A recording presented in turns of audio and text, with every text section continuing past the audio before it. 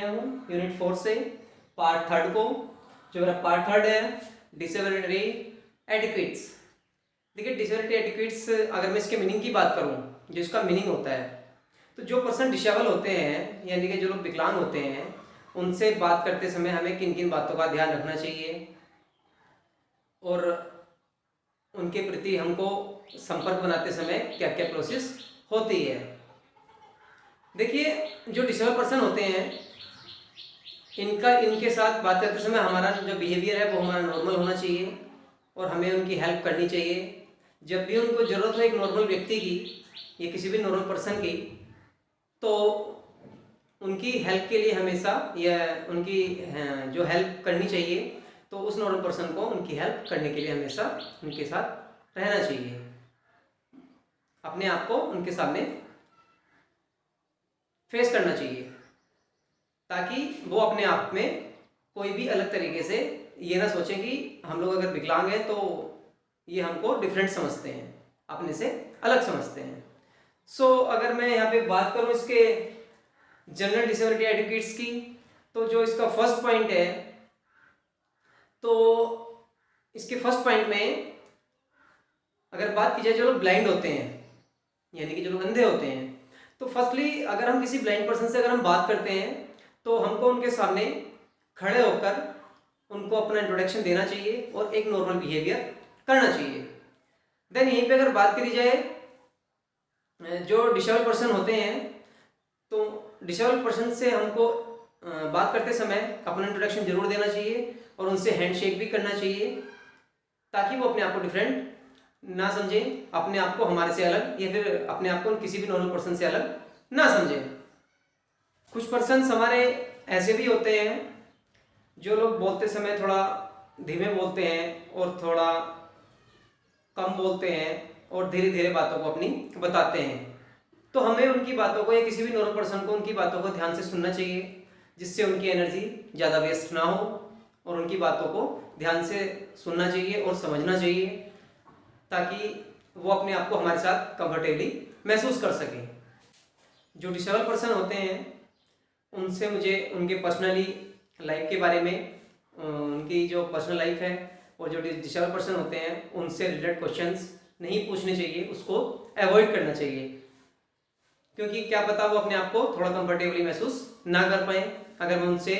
उनके personal queries के बारे में पूछता हूँ, वो अपने आप को बता ना पाए, थोड़ा अपने आप को शर्मिंदगी महसूस करें, तो इसलिए मुझे अवॉइड करना चाहिए।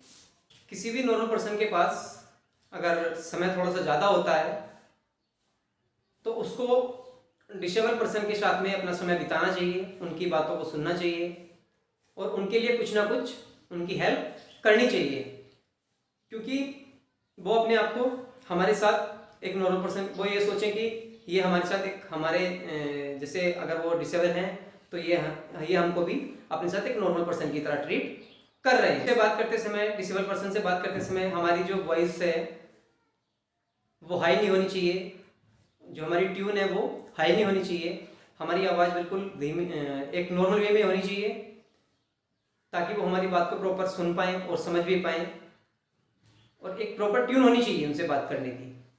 तो बात करते हैं नेक्स्ट पॉइंट की। नेक्स्ट पॉइंट है मेरा advantages of physical activities for children with special need, यानी कि जिन बच्चों को स्पेशल नीड होती है फिजिकल एक्टिविटीज़ में, उनकी जो लाइफ में नीड होती है फिजिकल एक्टिविटीज़ की, तो इसका जो फर्स्ट पॉइंट है यानी कि इसके जो बेनिफिट्स हैं, तो इसका जो फर्स्ट पॉइंट मेरा किसी ने मेंशन किया हुआ है फिजिकल इम्प्रूवमेंट। देखिए फिजिकल इम्प्रूवमेंट की अगर बात की जाए, तो जो लोग डिसीज से घिरे हुए होते हैं, ये जो लोग विकलांग होते, जो लोग डिसेबिलिटी का शिकार होते हैं, यानी कि जो लोग विकलांग होते हैं, अगर उनको कहीं ना कहीं अगर फिजिकल एक्टिविटीज़ में इन्वॉल्व करा जाए, या फिर उनको उनकी डिसेबिलिटी के अकॉर्डिंग या उनकी डिसीज़ के अकॉर्डिंग अगर उनको गेम कराए जाए, तो कहीं ना कहीं वे बच्चे अपने आप को बिल्कुल कंफर्टेबली महसूस करते हैं और वे अपने दिमागी रूप से भी स्वस्थ हो जाते हैं, क्योंकि कहीं ना कहीं उनका मेंटल लेवल भी एक्टिवेट हो जाता है और वो अपने आप को फिजिकल एक्टिविटीज़ में इन्वॉल्व रखते हैं। तो कहीं ना कहीं उनकी हेल्थ पे भी इफेक्ट होता है, और उनको मैं उनकी डिसीज़ के अकॉर्डिंग गेम खिलाता हूँ, तो कहीं ना कहीं मैं उनके बीच में आ जाता हूँ उस फिजिकल एक्टिविटीज़ के रूप में। अगर उनको मैं उनके गेम्स के अकॉर्डिंग और उनकी डिसीज के अकॉर्डिंग जो गेम खिला रहा हूँ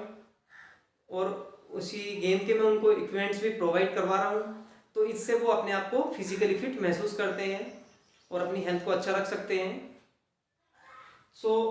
कहीं ना कहीं उनका मेंटल लेवल एक्टिवेट रहेगा। तो अगर मैं सेकंड पॉइंट की बात करूँ मेंटल इम्प्रूवमेंट की, तो देखिए जब मैं फिजिकली अपने आप को कहीं भी इन्वॉल्व रखता हूँ किसी भी फिजिकल एक्टिविटी में, तो मेरा जो मेंटल लेवल है या मेरा जो मेंटल इम्प्रूवमेंट है वो कहीं ना कहीं हो जाता है। क्योंकि अपने आप को जब मैं स्वस्थ रखूँगा तो कहीं ना कहीं मेरा जो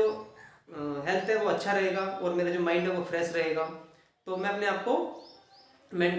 अपने दिमागी रूप से भी इम्प्रूव करता हूँ। देन बात कर लेते हैं सेल्फ एक्सटीम की, यानी कि सेल्फ कॉन्फिडेंस। तो जब मेरे अंदर फिजिकल इम्प्रूवमेंट होगा और मेंटल इम्प्रूवमेंट होगा तो कहीं ना कहीं मेरा जो सेल्फ स्टीम है यानी कि मेरा जो सेल्फ कॉन्फिडेंस है ये भी मेरा इम्प्रूव होगा। यानी कि मैं अपनी एजुकेशन को अच्छे से रिप्रेजेंट कर पाऊंगा और अपना जो मेरा फ्रेंड सर्किल है उसके बीच में भी अपने आप को अच्छे से रख पाऊंगा, यानी कि मेरा जो कॉन्फिडेंस लेवल है वो मेरा मजबूत होगा। फिर बात कर लेता हूँ यहीं पे मैं इम्प्रूव सोशल इंटरेक्शन की। मेरा इम्प्रूव सोशल इंटरेक्शन यानी कि कहीं ना कहीं मैं अपने जो मेरे सामाजिक जो मेरे संबंध हैं तो उनको मैं अपने संबंधों को अच्छा रख पाता हूँ किसी भी सोसाइटी में। यानी कि जब मैं किसी भी सोसाइटी में उठता बैठता हूँ और अगर मैं जब फिजिकली फिट हूँ और मेंटली फिट हूँ तो मैं सोसाइटी में अपने रिलेशंस अच्छे बना सकता हूँ। यानी कि जो मेरे फ्रेंड्स हैं या फिर जो मेरा अदर सर्किल है फ्रेंड सर्किल, तो उसमें मैं अपने आप को रिप्रेजेंट कर पाता हूँ। ये मेरा फोर्थ पॉइंट था। देन मेरा फिफ्थ पॉइंट है रिड्यूस स्ट्रेस। तो कहीं ना कहीं जब मैं फिजिकली फिट रहता हूँ और मेंटली फिट रहता हूँ और एक कॉन्फिडेंस मेरे पास होता है तो मैं कहीं ना कहीं अपने स्ट्रेस को भी रिड्यूस करता हूँ, क्योंकि मैं अपने आप को हर चीज़ में आगे रख रहा हूँ। तो इससे मेरा क्या होगा, जो स्ट्रेस होता है वो कम हो जाएगा। और जब मैं फिजिकल एक्टिविटीज़ में इन्वॉल्व रहूँगा तो मेरी हेल्थ पे इफेक्ट जब होगा तो जो थकावट है वो मुझे कम महसूस होगी और मेरा जो वर्क है वो मेरा इजीली हो जाएगा। ये मेरा जो नेक्स्ट टॉपिक है वो है मेरा ऐसी कौन कौन सी स्ट्रेटजीज होती हैं जो बच्चे को उसकी डिसीज़ के अकॉर्डिंग उसको फिजिकल एक्टिविटीज़ में इन्वॉल्व करती हैं और उसको किस किस चीज़ की ज़रूरत होती है। यानी कि ऐसी कौन कौन सी स्ट्रेटजीज है। स्ट्रेटजीज का मीनिंग है यहाँ पे रणनीति, यानी कि ऐसी कौन कौन सी स्ट्रेटजीज हैं जो बच्चे को फिजिकल एक्टिविटीज़ के दौरान उसकी नीड होती है। तो यहाँ पे मैंने फर्स्ट पॉइंट आपके सामने मेंशन किया है। फर्स्ट पॉइंट है मेरा मेडिकल चेकअप। देखिए कोई भी पर्सन हो या कोई भी बच्चा हो उसको मैं तब तक डिसेबल नहीं बोल सकता जब तक उसकी कोई प्रॉपर रिपोर्ट मेरे पास नहीं हो या फिर उसका कोई प्रॉपर मेडिकल सर्टिफिकेट मेरे पास नहीं हो। और जब तक कि उसका मेरे पास मेडिकल सर्टिफिकेट नहीं होगा तो मुझे नहीं पता होगा कि उस बच्चे को या फिर उस पर्सन को कौन सी डिसीज है। तो जब मुझे उसकी डिसीज का पता ही नहीं होगा, अगर मैं उस बच्चे को फिजिकल एक्टिविटी में इन्वॉल्व कर रहा हूं तो कहीं ना कहीं मुझे बहुत ही कठिनाइयों को फेस करना पड़ेगा, क्योंकि उस बच्चे के बिना रिपोर्ट के अकॉर्डिंग बिना डिसीज के अकॉर्डिंग मैं उसको गेम में लेके जा रहा हूँ। तो कहीं ना कहीं ये इफेक्ट करेगा उस बच्चे पे भी, क्योंकि उसकी बिना डिसीज के जाने और बिना उसके मेडिकल चेकअप के जाने हुए मैं उसको फिजिकल एक्टिविटीज में इन्वॉल्व करा रहा हूँ। सो यही पे मेरा सेकंड पॉइंट है। नेक्स्ट पॉइंट है वो मेरा फिजिकल एक्टिविटीज, यानी कि फिजिकल एक्टिविटीज में मुझे पता होना चाहिए कि उस बच्चे को किस गेम में इंटरेस्ट है या फिर कौन सी एक्टिविटीज़ में वो ज़्यादा इंटरेस्ट रखता है। अगर मैं उसकी बिना इच्छा के अगर मैं उसको किसी भी गेम या फिर किसी भी एक्टिविटी में इन्वॉल्व करता हूँ तो कहीं ना कहीं ये उस बच्चे को फेस करना पड़ सकता है दिक्कतों का, क्योंकि मैं उसके बिना माइंड सेटअप के मैं उसको ज़बरदस्ती अपनी चीज़ों को थोप रहा हूँ। तो कहीं ना कहीं वो उस फिजिकल में या फिर उस फिजिकल एक्टिविटीज़ में या फिर उस गेम में वो इंटरेस्ट नहीं लेगा। यहीं पे मैं बात करता हूँ थर्ड पॉइंट की। तो मैं अपने थर्ड पॉइंट है मेरा equipment related to physical activities, यानी कि बच्चे की डिसीज़ के अकॉर्डिंग, यानी कि अकॉर्डिंग टू डिसीज़ बच्चे को किस गेम में मैं लेके जा रहा हूँ और उसके गेम के अकॉर्डिंग उसको मुझे जो इंस्ट्रूमेंट हैं या उसके जो भी इक्विपमेंट्स हैं वो उसको प्रोवाइड करवाने हैं। सपोज दैट जैसे कोई ब्लाइंड पर्सन है, अगर कोई ब्लाइंड पर्सन है तो जैसे ब्लाइंड पर्सन का अगर एक क्रिकेट मैच करवाया जाए तो एक बॉल होती है जिसके अंदर एक घुंघरू टाइप होता है और जब उस बॉल को थ्रो किया जाता है तो उसके अंदर वो साउंड निकलता है तो जिसको वो सुन सकते हैं। देन उनका टूर्नामेंट्स करवाया जा सकता है। बात करता हूँ यहीं पे फोर्थ पॉइंट की। फोर्थ पॉइंट है मेरा specific environment should be provide,